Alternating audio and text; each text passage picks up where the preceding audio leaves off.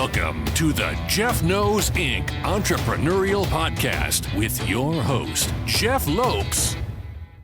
Jeff has over 2 decades experience as a serial entrepreneur, building brands like Kimura from his home basement to a multi-million-dollar global brand that has sold over 250,000 pairs of boxing gloves. Jeff's here to educate, guide, and drive you on the process of bringing your ideas and dreams to reality with the inspiring stories from some of the top business minds. Welcome to episode 127 of the Jeff Knows Inc. podcast. I'm your host, Jeff Lopes. Super excited to have on today Sean Swarner. Sean has one of the most inspiring stories you're ever going to hear. Diagnosed with cancer at 13, making all the way to top of Mount Everest. One of the most inspirational people I've ever had the opportunity to meet. Sit back, everyone, and enjoy. We're live on the Jeff Knows Inc. podcast. I am your host, Jeff Lopes. Super excited to have on today Sean Swarner. What is up, brother? Not much, man. How's it going? It's good, brother. I took a little second to pause to make sure I didn't mess up your last name there. But before we went on air, we've actually been on for 15 minutes already talking. So great conversation to start. And obviously an incredible individual that's been through a lot, but has accomplished a lot and is changing a lot of life. So I'm super excited. This interview was supposed to be a couple of weeks prior. So I'm super excited to have it on today. I always start off by allowing the audience to know what you're currently doing, but we're going to change it up. I want you to actually start off with you growing up. Where'd you grow up? How many siblings you have? Give me a little history of your upbringing, and then we're going to get into more of your story. Well, I mean, my you probably don't want to go as far back as, my mom and dad got together 9 months later. I don't go back that far. So I was born and raised in a little town in Ohio called Willard.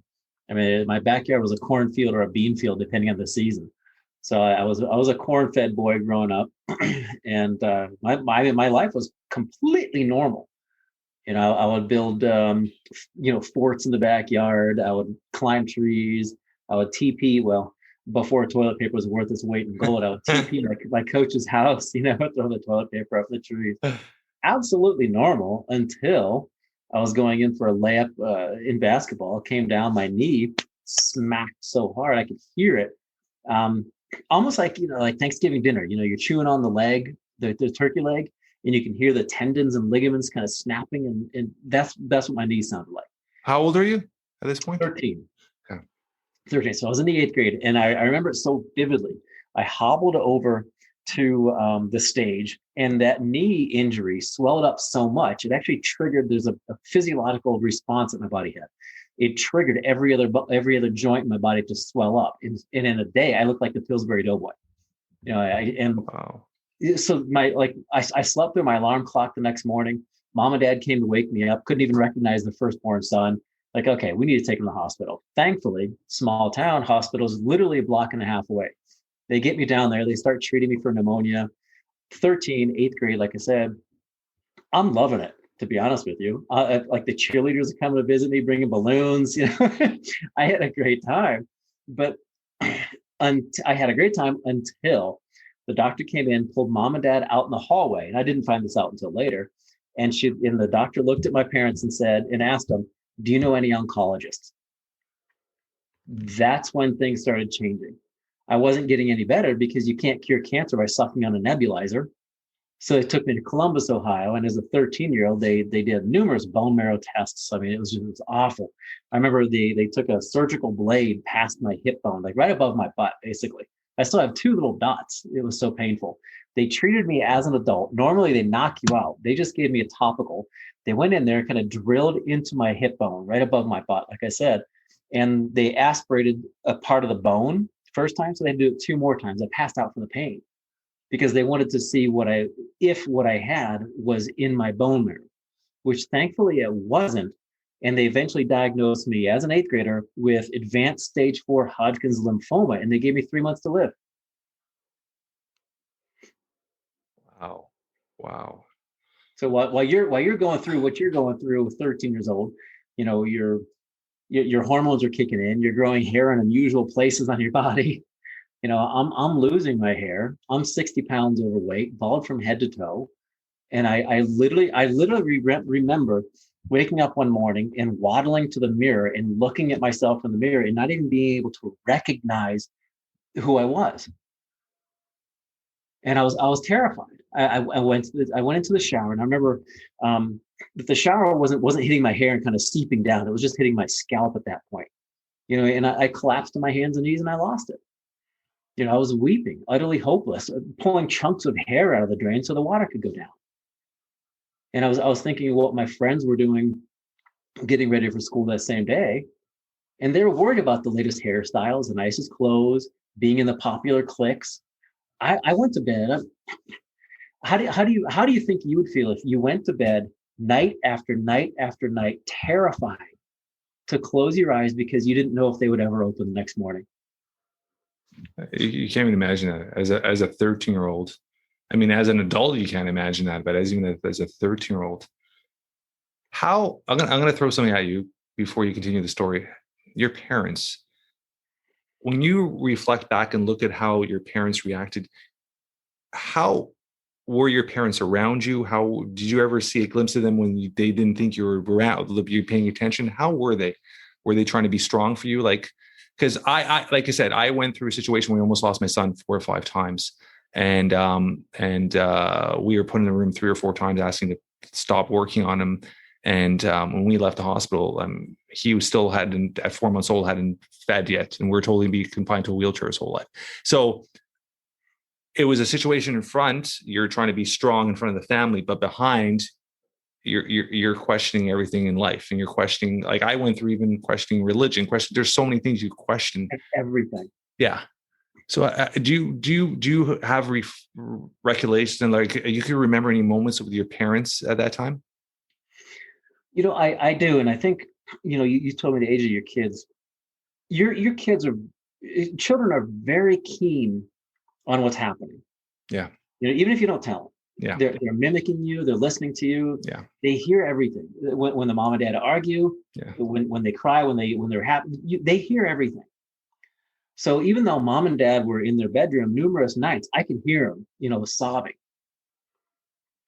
But I felt like I had to be the strong person, like we talked about before, before we hit record.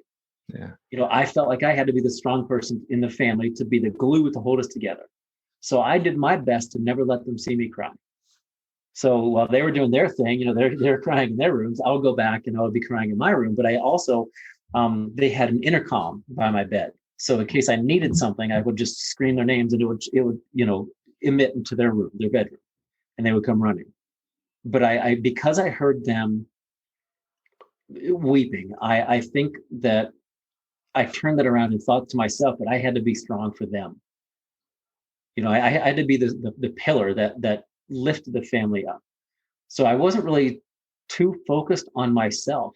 I was more focused on them. I was more focused on my brother, because when I was going through my treatments, my brother was handed off to family members. He was handed off, he was like the child that no one wanted, but everybody did want him. But because of the situation, he was pushed off to other people when I went to go get my treatments.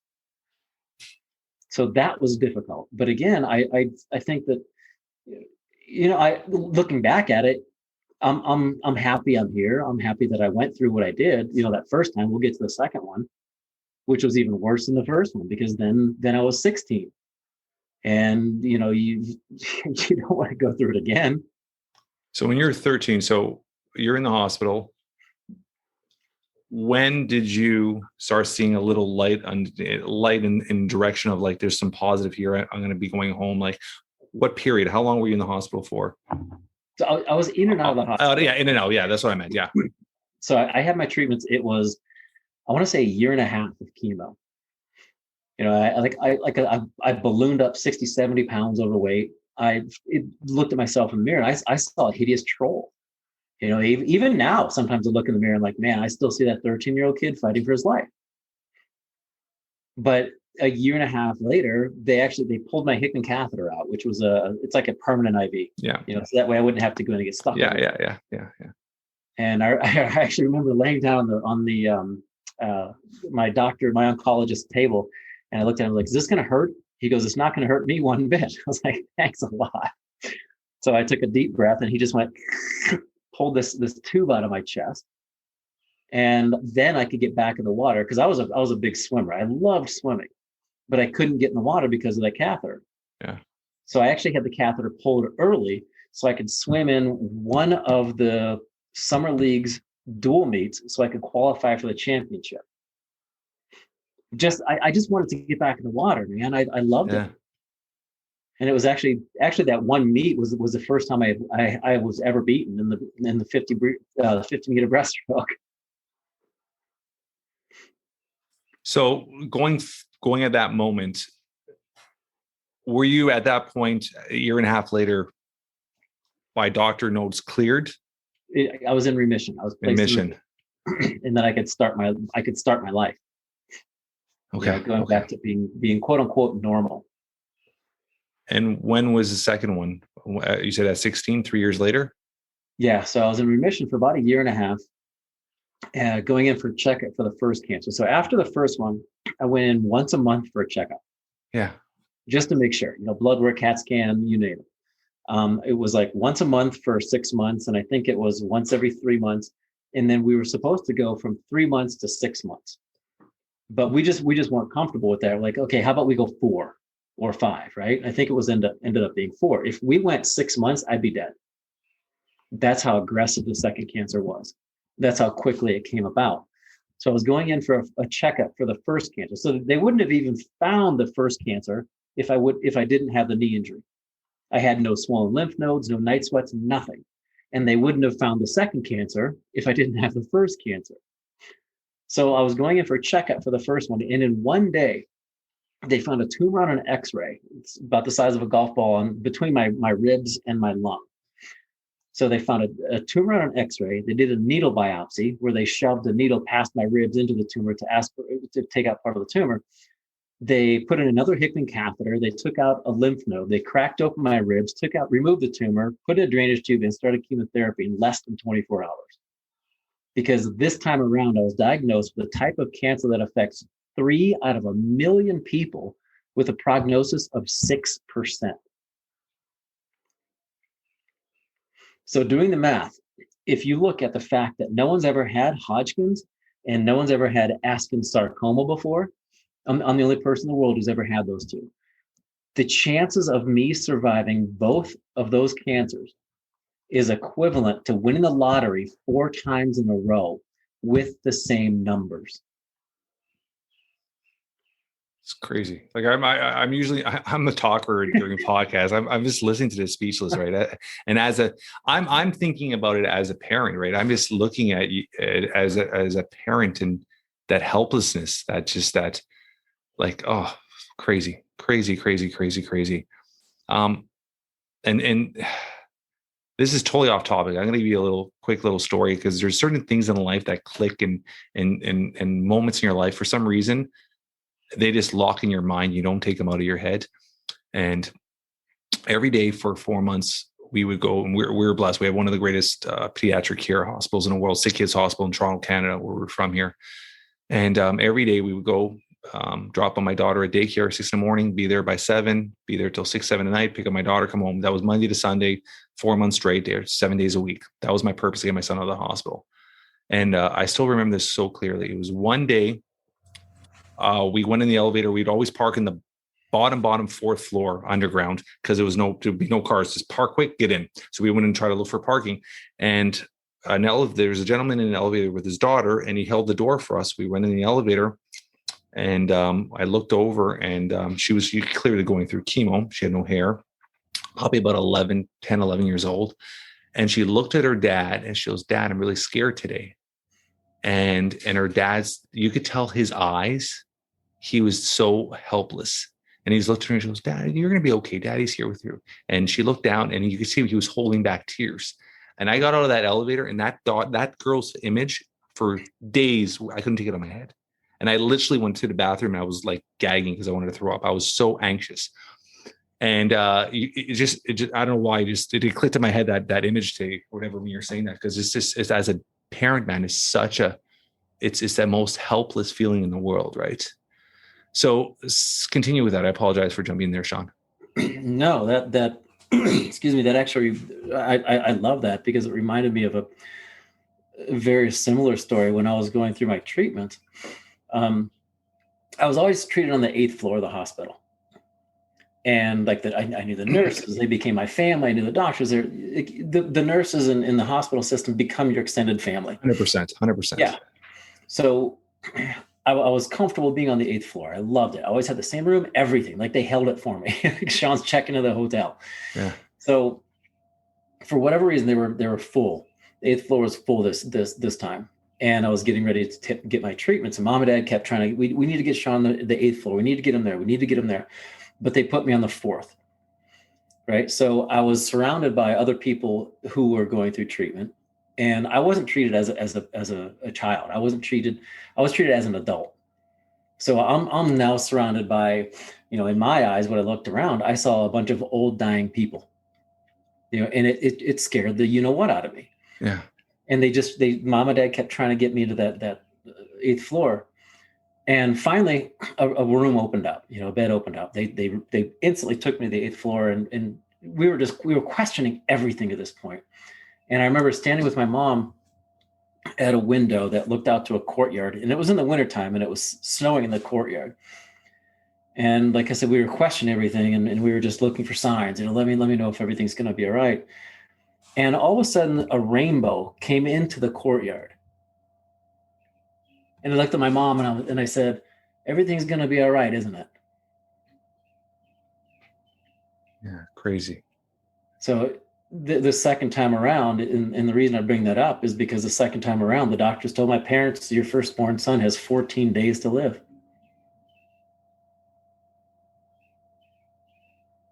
It's crazy. I mean, what do you do? What do you do in 14 days? 2 weeks, man. So after you had that 24 hours, their initial 24 hours with the surgery, were you back onto chemo again? After they removed the tumor, the doctors told me I was going to be in the hospital for at least 2 weeks. 6 days later, I was out. I am a huge believer in the mind-body connection, and I pushed myself to the limit. And I wanted to get out of the hospital. And I wanted to get out of the hospital because I remember that Saturday, I think the surgery was on Sunday or Monday. And that Saturday, my high school was having their league track meet. So I remember getting my dad's car and walking to the track meet. And I had on my side, I still have it, like from my right nipple all the way to my mid back, I have a scar that's about this thick, and it goes all the way around. I'm still numb. Like I still can't feel anything there. But I remember I had staples in me. I don't even know how many staples, but I was hunched over and I just hobbled over to my teammates. And we ended up winning we ended up winning the track meet by like 1/4 point. And it was really cool. They dedicated that 1/4 point to me, and they gave me an award and everything else. But it was just tough trying to get back to normal. And they didn't tell me that I had 14 days to live. They told my parents, right? And while I was in there, I had a man of the cloth came in. He started reading me my last rites. The hospital system wanted to put me wanted to put me in hospice. And I remember looking at my mom and dad, like, I have a younger brother.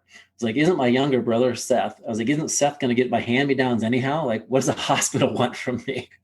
And I remember looking at the man of the cloth, reading me my last rites. And I looked at my mom and my dad and looked at him. I looked at him and I said, I'm not dead yet. Like, what are you doing here? They essentially wrote me off. It's crazy. Crazy. And what happened at that point? So 6 days later, you got out of the hospital. And then I went home, I recovered. I remember I had a little pillow that was shaped like a lung that I put underneath my arm because I had to cough out the phlegm. I couldn't get an infection in my lungs. Then we started chemotherapy again. So the only good aspect of having the chemotherapy again was that there were some of them that they used to treat the Hodgkin's. So if there was any residual of the Hodgkin's, the new chemotherapy was going to be killing off any of the Hodgkin's cells that could potentially be in my body. So then I went through 3 months of intense chemo, a month of radiation therapy, then 10 more months of chemo. And every time I was in the hospital, because the treatments were so harsh, the doctors actually put me into medically induced coma. I don't remember being 16 years old except for that 1 month of radiation. That's just crazy. Fast forward when you're in remission again. Have you been on remission ever since? Or have you had any relapses or anything? Or no relapses. However, that's a great question. Just recently, I had surgery. I had a spot on my back that I had removed. It was basal cell carcinoma, and they think it's a long-term effect from the radiation therapy I had when I was 16, 17 years old. And if that's the only thing that I'm going to have as a residual side effect, I'm cool with that. They can cut it out and I'll be done. Yeah, of course. Yeah. So let's start talking about your journey, because that's something obviously, I want you to understand one thing too, Sean, is when I interview people, I learn as much as minimal as possible about it, I should say. So I want to be as curious as I can. When I talk to people, like I honestly did very little, if anything, almost no research on you. And I did that on purpose because I want to hear the guy. I want to take it in as if I'm just listening to it for the first time. So I try to be as curious as I can. So now continuing on your journey, like the mountain climb, like where did everything start for you? All this inspiration just to really, really make so much change and really dedicate yourself. And obviously health and wellness is such a huge part of you. So I want to talk a little bit about that after as well. But let's just start with your journey. Like, when did you start, like, hey, let's start breaking these crazy barriers and start accomplishing these amazing things? When did it all put in your head and start? Well, it definitely did not start in college. I was a party animal in college. I had a wonderful time. I was reliving my high school years. Have you ever seen the movie Animal House? Yeah. So I was Belushi, man. I was swinging from the rafters, drinking too much beer, having a wonderful time, reliving everything that I thought was taken from me. Yeah. While also I was a 2-sport athlete in college too, and I didn't even think about this until now, but my parents told me later that when they dropped me off in college, they talked to my roommate, my freshman roommate, who I was his best man at his wedding, and we're still tremendous friends. Yeah. They told him to keep an eye on me, as well as the swim coach to keep an eye on me, because they didn't even think I was going to make it through my freshman year. Not because of the partying or anything, but because they thought the cancer was going to come back and kill me. Wow. So looking back at it, I mean, that's what were your 2 sports quickly? Swimming and track. Yeah. Yeah. Okay, cool.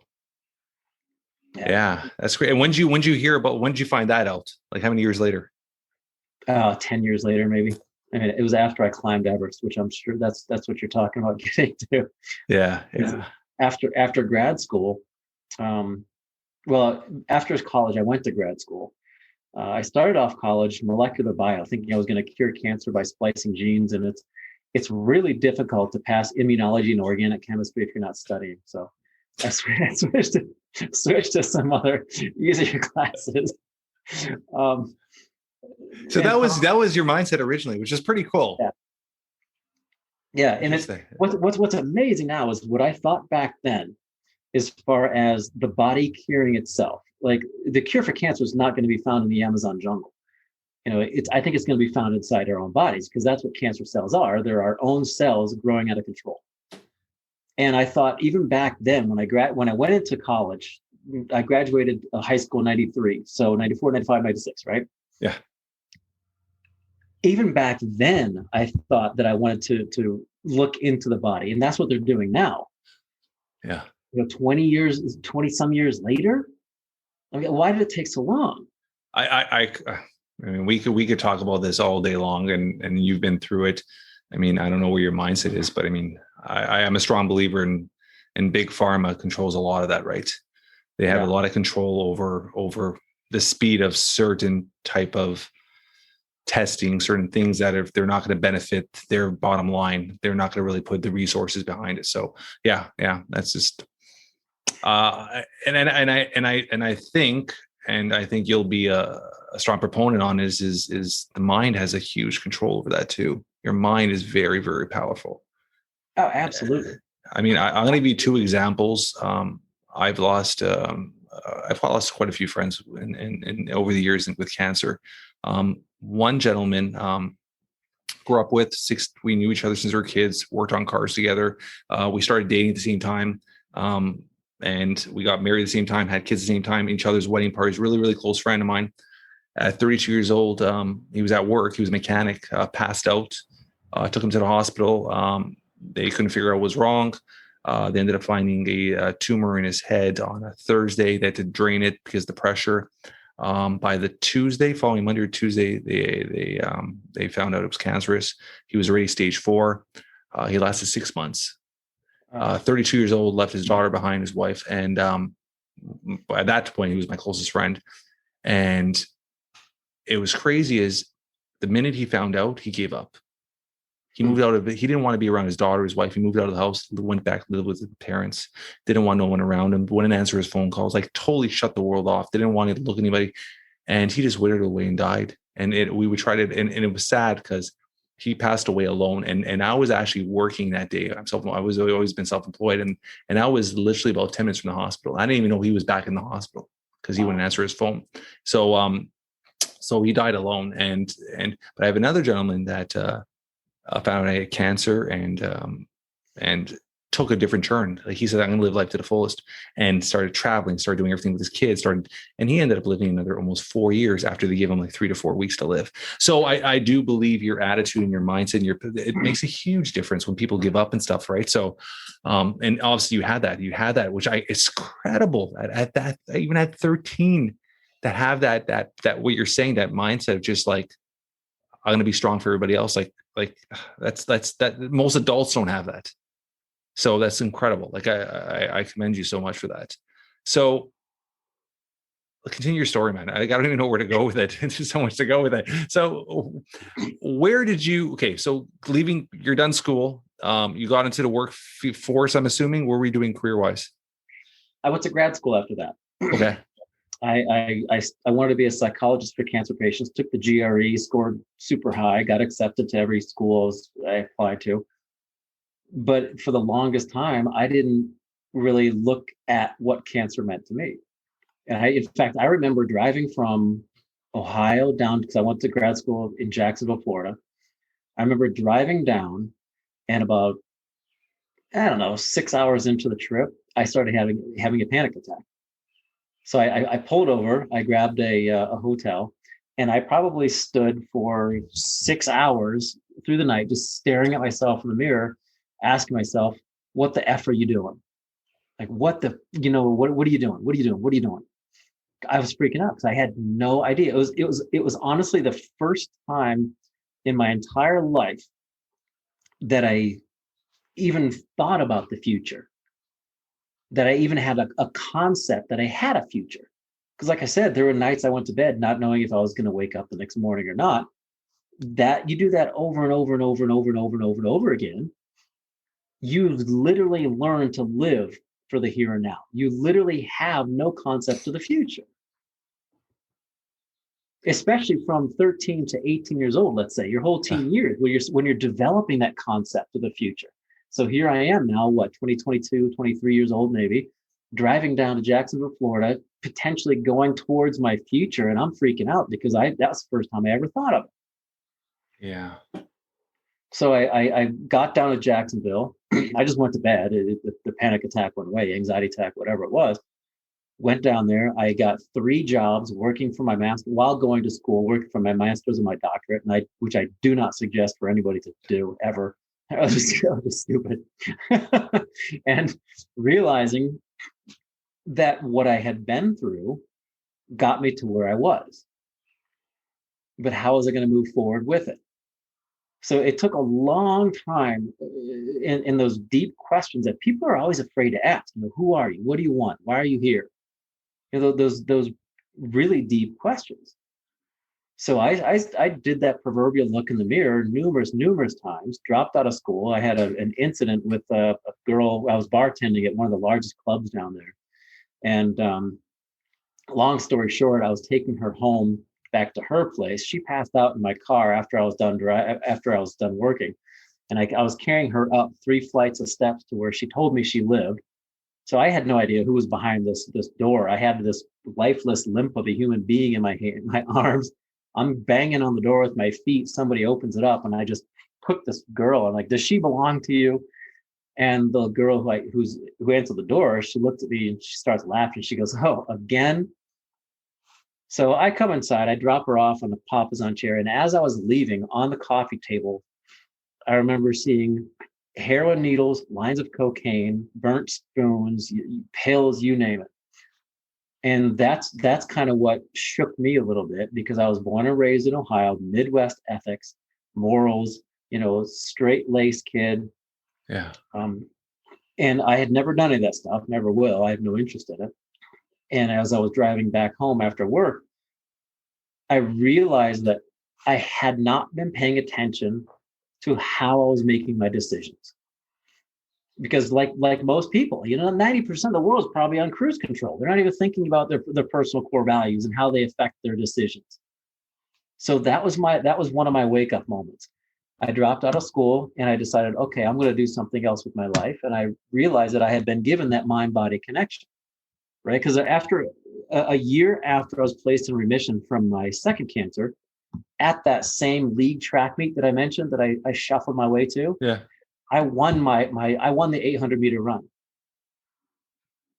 So I worked so hard to build myself back up again.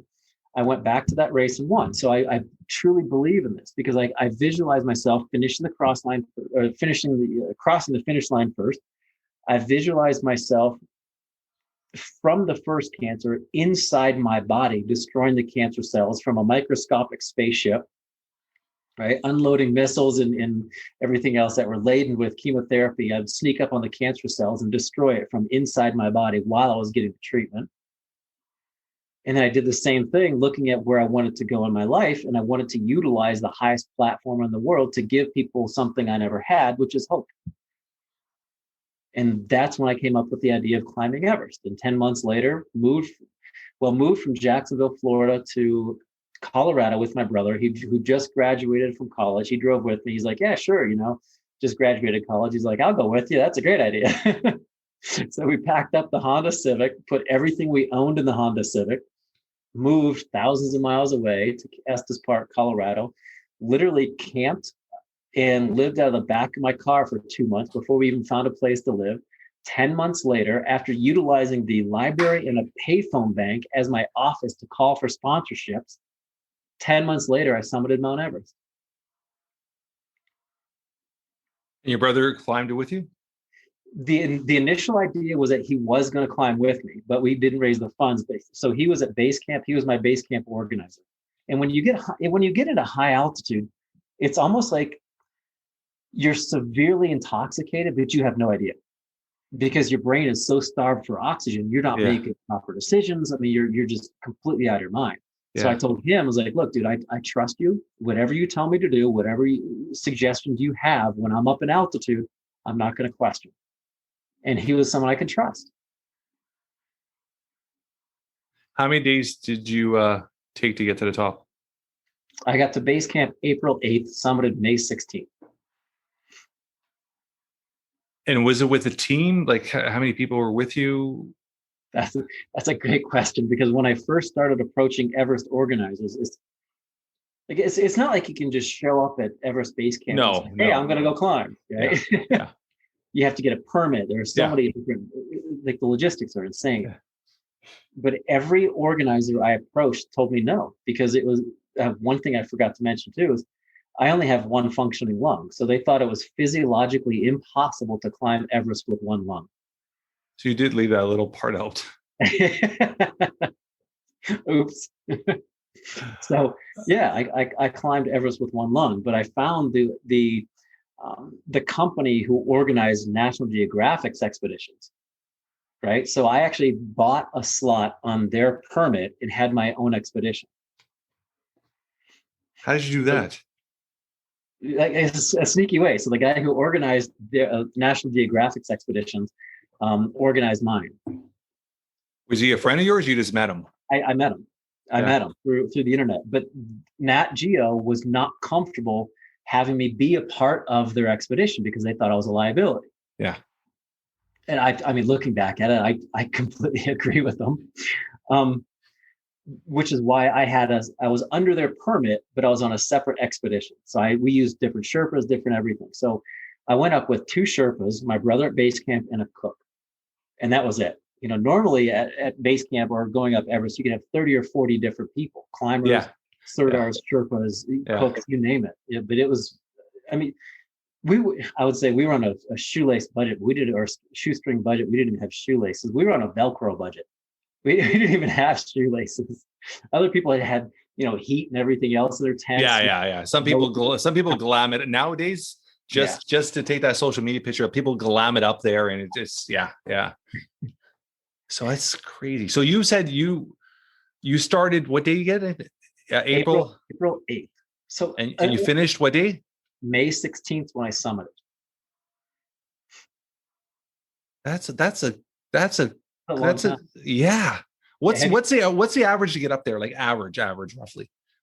I would say about a month. 2 weeks, a month, huh? I would assume it'd be like 2.5 weeks. But you do have to, I guess, every altitude you have to so. And when you reach every altitude, how many days would you actually stay there just to accumulate or get your body accustomed to the oxygen levels and all that stuff? Right. I love the insight there. That's a great question. So what happens is you establish on the south side. I went up from Nepal. Yeah. So you went up the hard way. Yeah. Well, the normal route. Yeah. Because there's a lot of people don't know there's a easier, more tourist way that people would just pay to get up there. Yeah. Okay. So on the south side, you establish a total of 5 camps, base camp, and then 4 camps on the mountain itself. Yeah. And they're creatively named Camp 1, Camp 2, Camp 3, and Camp 4. Yeah. And they're roughly 2,000 feet vertical from each other. I know Europe and Canada, so that'd be how many meters? Like It's you're looking at, and so you would, when you're climbing in between, how long does it take you to get from the first to the second summit? How many days, or I mean, is it 1 day, 24 hours? Like, what does it take?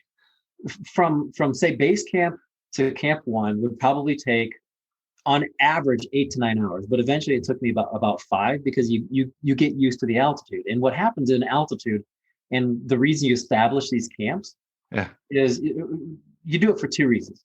You go up with a full backpack, drop off gear, establish the camp, come back down with an empty backpack, and shuttle more stuff up to each of the camps, right? So that way you can stage your summit push from Camp 4. It also helps your body to get adjusted to the altitude, because the atmosphere is thinner, the air's further apart. So to make up for that, your body manufactures red blood cells and hemoglobin to make your body more efficient. So to make up for the lack of oxygen. Yeah. So if we went from here, wherever you are, wherever anybody is right now, from here to the summit of Mount Everest, we would be dead within 5 minutes. Yeah, 100%. So that's why you take your time. So the schedule all depends on how you're shuttling things back and forth. So every time we would go up, drop stuff off, come back down at base camp, and then we would rest. It could be a day, 2 days, 3 days, whatever. And our schedule was, I think it was from base camp to basically really close to Camp 1. And then we would come back, rest at base camp. And then base camp the next day up to Camp 1, one night at Camp 1, back to base camp. And then base camp. And every time we came back to base camp, we would rest, like I said, however long. Yeah. So then base camp up to Camp 1, one night just below Camp 2, back to base camp. Base camp up to Camp 1, one night, up to Camp 2, one night, back to base camp. Base camp up to Camp 2, 2 nights, back to base camp. Base camp up to Camp 2, 2 nights, back and forth and back and forth and back and forth. So you slowly work your way up to sleeping at Camp 3, then back to base camp, and then you work your way up to Camp 4 to go for the summit push. So that's why it takes so long. People think you show up and you just slowly go up the mountain and rest, and you go up and down and up and down and up and down. I wasn't aware of that. I assumed that the other way. You would rest, go up, rest. So summiting down, I've always been told, I mean, how long did you take to get down? Is it just like a 24-hour, like, boom, let's get off this damn thing quickly? Or is it, because most people say that, people obviously it's more dangerous coming down than going up. It is. It really is, because you're so fixated and focused on going up to the top. That's exactly what happened to me. I had visualized myself on the summit thousands of times, right? And then when I finally got up there, I looked at myself, looked around and thought, I have to go back down. Like I never even connected that, because in the mountaineering industry and climbing, it's a round trip sport. Yeah. So when we got up there, we got back from the summit back to Camp 4. We collected our stuff. And normally you go back to Camp 3 and sleep at Camp 3, sleep at Camp 2. You're right. I wanted to get the hell out. So we packed up Camp 4, went to Camp 3, packed up Camp 3, went to Camp 2, packed up Camp 2, went to Camp 1, packed up Camp 1, went to base camp. 2 days later, I was back off heading to Kathmandu. Yeah. I was like, I'm done. Get me the hell out of here. I'm going to take a shower. Yeah. I was told that by another gentleman that did it as well. He said it's the exact same thing. He just wanted to get out, and he actually, so when you're eating, you're obviously, you have a cook. You're just eating what they're providing, right? You don't. It's not like I got a menu. It's whatever they cook, you're eating, kind of thing, right? Yeah. So the gentleman I know, he was a vegetarian, and he was kind of forced to eat meat on the way up. Yeah. So I guess he didn't plan it, and that kind of messed him up. And then the altitude got to him as well, and he was on camp, I guess base 3 or base 4. He was throwing up profusely. And I don't even know. He says like he was about to give up, and then finally just did the summit, and they got down in like same thing, like 20. They got down. He said in 24 hours they got down. Yeah, it was just he just needed the hell out of there. He had thrown up so much. So going up, you always hear these stories of where there's all these markers of people that passed away on their way and all that stuff like that. So this is all legit true. There's markers everywhere. You see dead bodies on the way up. Green boots exists. Yeah, I stepped over probably three different bodies, and where's your mindset when you see that? That's exactly what I was going to say. The difficult part is it gets, that thought gets in your brain of, this guy died attempting to do the same thing I'm trying to do. Yeah. What makes him not worthy? What makes me worthy? What makes other people worthy? You start questioning and doubting yourself. Because if so many people, I take a group to Kilimanjaro every year as a fundraiser for cancer charity. And so many people say, I'm going to conquer that mountain. But if it's you versus Mother Nature, she's going to kick your butt every single time. I don't care who you are. So you don't conquer the mountain, you conquer yourself. You conquer your thoughts, and you learn to focus on where you want to go, not avoid where you don't want to go. Yeah. So you just don't let those thoughts get in your brain until you come back down and you reflect on it. Because in the moment, you cannot have that happen. Yeah. It's just reacting and being, preparing yourself. You're a huge, and just obviously what you've said in our first 45 minutes that we've been talking, you're a huge believer in manifestation, right? You really believe in the visualization and seeing everything through. So I'm assuming that was a big part of your climb as well. Absolutely. And like I said, I visualize myself on top numerous times, but I do it. I do it differently. And it's not just seeing it from the first person point of view. It's also adding in more senses. So I could hear the snow, like the styrofoam sound of the snow crunching under my feet. I could feel the sun's radiation on my face. I could smell the ozone. I would visualize that every night I went to bed while I was training and on the mountain. And I also had a flag. So I had a deeper purpose for getting up there. I think that's what kept me going too. I had a flag that was, about this big, say 2.5 feet by maybe a foot. And it had names of people touched by cancer on it. And it was always folded up in my chest pocket close to my heart as a reminder of why I was doing it. So they were essentially my inspiration. And when I got to the summit, I took that flag out and unfurled it and wrapped it around the summit of the world. So I wasn't alone when I was up there. I shared that platform with every single person who's ever been touched by cancer. And I think that's what really drove me to get up there. I love that. So fast forward a bit, you're saying Kilimanjaro, you do that on a yearly basis, which is quite a big mountain as well. You do that on a yearly basis for a charity. Which charity do you do that for? It's called the Cancer Climber Association. And what we do is we actually fund a survivor's trip every year all covered, all costs covered. Anybody can go though. It's just a fundraiser for that survivor. Yeah. And it is the responsibility of that survivor to raise funds for next year's survivor, kind of paying it forward. So keeping it the cancer family, and it's a life-changing trip. It's one of the 7 summits, which is the highest mountain in every continent. Yeah. And it was the first of the 7 that I climbed after Everest. And this July will be my 21st trip up the mountain. Wow.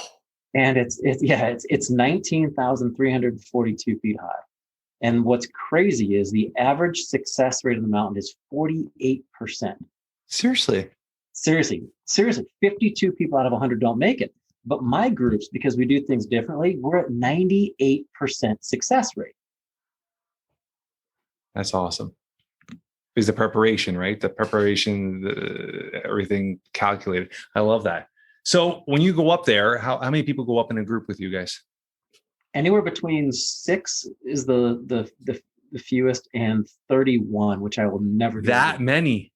Yeah, I won't do that again. Dude, no, it's too many personalities, right? Well, people ended up doing their own things. Like it was like herding cats on the mountain, and they would form these little cliques. It was like everyone reverted back to high school. Like, guys, talk to somebody else, This is all being recorded. It'd probably make a good reality TV show. All right. Well, I would love this. That's a great, I'm glad you brought that up, because I would love to take recently retired professional athletes up the mountain to help them with that transition. Yeah.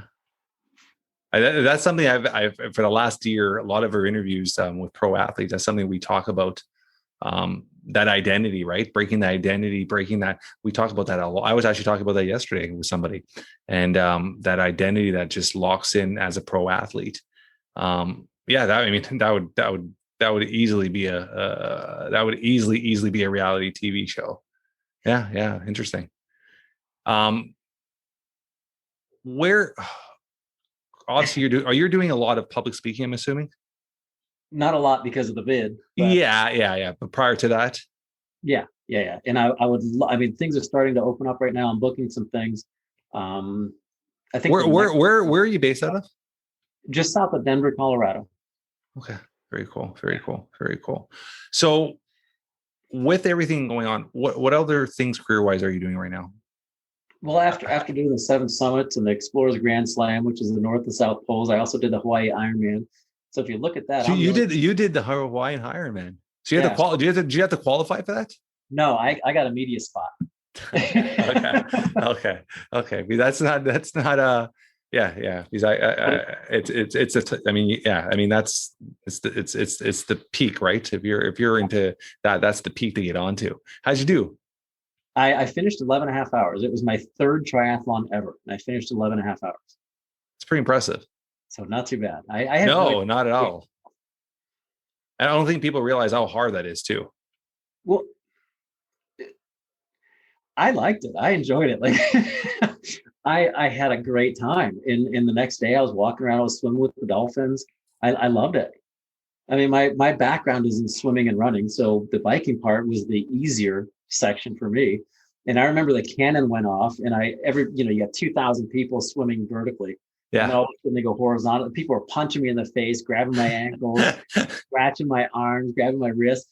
I ended up kicking somebody else, trying to get them off. So because I was so strong in swimming, I moved away from the crowd, and I swam on the outside. And I got so distracted because the water is so clear and beautiful. I was having such a good time. I was like, oh wow, look, that's beautiful coral. Look at that fish. Oh, there's a guy scuba diving, smiling, taking our picture.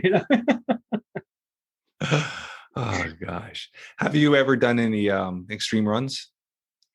I'm just asking it because they kind of fall into everything you do. I have not. However, I'm looking for sponsorship to run.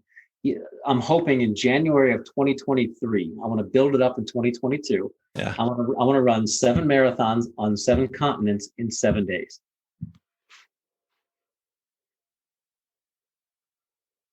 Is that a world record?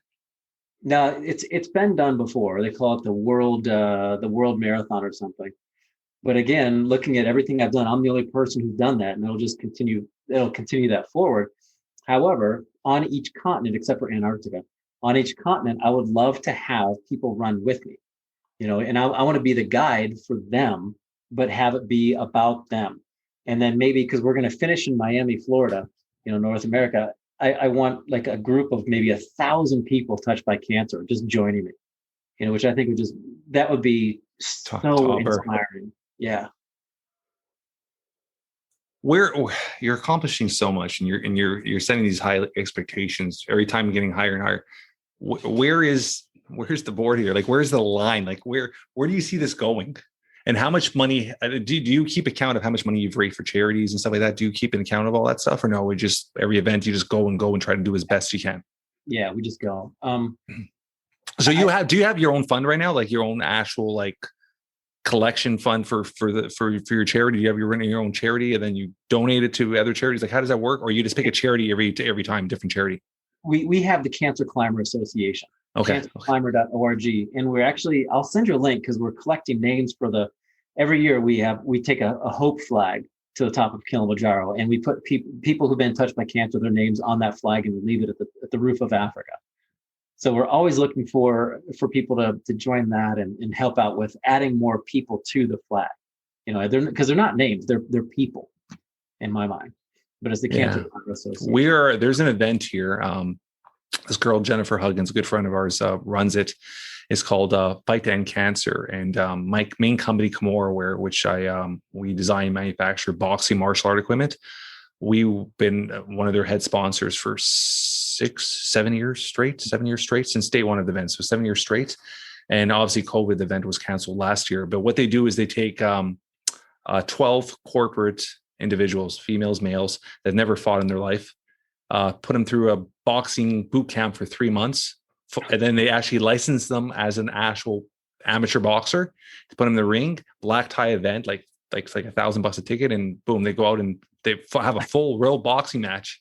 Really? And yeah, it's a crazy event. Great event. She's done it for 6-7 years. She raises usually around a little over $250,000 a year.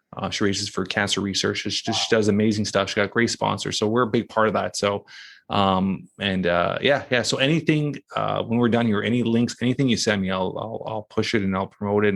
And actually I want to introduce you to too, once we're done, because she's done incredible stuff for cancer research. So I think that'll be a great person for you to kind of meet. She's an inspirational entrepreneur. She's done extremely, she's, one of the only pro, Olympic, she's a female. She's one of the only Olympic qualified referees that does Olympic qualifying and stuff like that as a ref for a female. She's also a magic show assistant. She does all kinds of crazy stuff. She runs gyms. She does all kinds of stuff. So I'll shoot you guys once we're done, because I think that'll be there's who knows, something you guys could probably do together. And then when the borders open, maybe you could come to Canada and do something here as well. Have you been to Canada before, I'm assuming? I have. I actually, years and years ago, I did a lot of work with the Princess Margaret Hospital. That's the charity she works with. Oh, cool. Yeah. Very, very cool. Very, very, very, very cool. So, like I said, we're okay. So now we're getting ready for the next thing. What's the next big thing happening for us? Well, I just got married recently. I heard that's a big challenge. When did you get married? 2 years ago. I've known her for years, but we recently got married. No children yet? None that I know of. So no kids. We that's just physiologically not possible. Okay. Yeah, no kids. She's from Puerto Rico, born and raised down there, and she moved up to Colorado. Little different culture and climate here, but everything's going great. She runs an online women's accessories company called OriginsAccessories.com. And a portion of every purchase goes to support the Hope Orphanage at the foot of Kilimanjaro. Oh, amazing. Really cool. Yeah. Yeah. She has a big heart and she's an amazing woman. Where'd you guys meet? Actually, I was giving a keynote presentation in San Juan, and she was sitting up in the front row. And it was the first and only time I've been giving a presentation. I had to consciously tell myself, stop staring. Someone's going to notice. I love it. How many years ago was that? We met in 2011. We got married just 2 years ago. But we've known, like I said, we've known each other for a while. And I'm very, very blessed to have her in my life. She's amazing. She knew what she was getting into, and I actually took her up Kilimanjaro. She made it up. And for the past 2 years, she has supported that orphanage with 100 kids with food for a year. I love it. I love it. It's amazing. Yeah. I mean, just, it's so crazy. There's so many incredible people in this world that are making such incredible contributions and just making so much change in this world that nobody will ever know of. They're doing it on their own. And that's the most important ones. Those are the ones that count the most. And so stuff like that, I love. Absolutely. When this is all said and done, and I'm hoping you live another 60, 70 years, strong as a bull and climbing mountains, how do you want to be remembered? I want to be remembered as the guy next door. just the average guy next door. Yeah. The guy who encourages people to step out of their comfort zone and truly live. Because there's a huge difference between being alive and living. I love that. 100%. There's so many people who are alive, but they're not truly living, and they're not living because they're afraid of something. And that's something. I always talk about living in the moment, living without regrets, and that's something you always hear is people when they're on their deathbed, the amount of regrets most people have of not taking those opportunities or not seeing those loved ones or not doing the things they truly loved or had passion for. So, I love that. In fact, I think I'm more afraid of not living than I am of dying. And I think if everybody had that mindset, it would be a much better world. Absolutely. Yeah. I love that. Anything you want to leave our audience with? thebighillchallenge.com. That's to get a hold of you. I'll give you the opportunity to give you all the links after. I mean, just in general, like any message that you just want to leave with our audience, because we do have a pretty decent audience that listens to this, something just to really hit home. No pressure. Right. Come up with something genius right now. Well, yeah. Let me see if I can put together what my brain's coming up with right now. You just take a deep breath in, like right now. Just do it with me. Just and then out. Something that's so little and people take for granted so often because it's so automatic. That's your life breath. Every time you breathe in, that's what creates life. And I had to fight for it so many times. And people take that for granted. Even me with one lung, I take breathing for granted sometimes because it's so automatic. You don't think about it.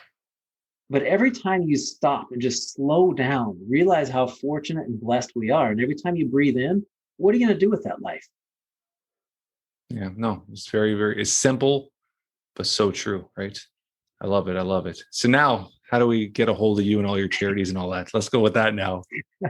That's the easiest question you've asked yet. Just go to SeanSwarner.com. Sean like Sean Connery, SEAN, and Swarner like the Warner Brothers, but with an S. SeanSwarner.com. Love it. I love it. Is that a Superman sweater you have on? It is. I noticed your Superman figure back there by the hustle sign. My first tattoo, I was 16 years old, was a Superman tattoo. Saw Bon Jovi with it, and I was like, I had to have it. That's awesome. Yeah, I love it. Thank you, brother. This has been a great conversation. Great getting to know you. I'm sure I'm going to have you back on the podcast, and there's quite a few people I want to, other podcast hosts that I think you could add so much value to their audience as well. So I'll be passing along your information to them as well to get you guys connected up as well. Well, I appreciate it. And just so you know, my thoughts are with you and your family. And I know your mom has no idea who I am, but just please give her my best. Give her a hug. I appreciate that, brother. Yeah. That's a wrap for today. I want to thank our guest, Sean, for being such an incredible guest. Great story. Taking time out of his busy schedule to be a guest on the Jeff Knows Inc. podcast. If you guys enjoyed this as much as I have, please, like all weeks, tell your friends, tell your family, spread the word. Leave a review. Myself and my staff love spending time reading the reviews. Until next week, guys, keep moving forward.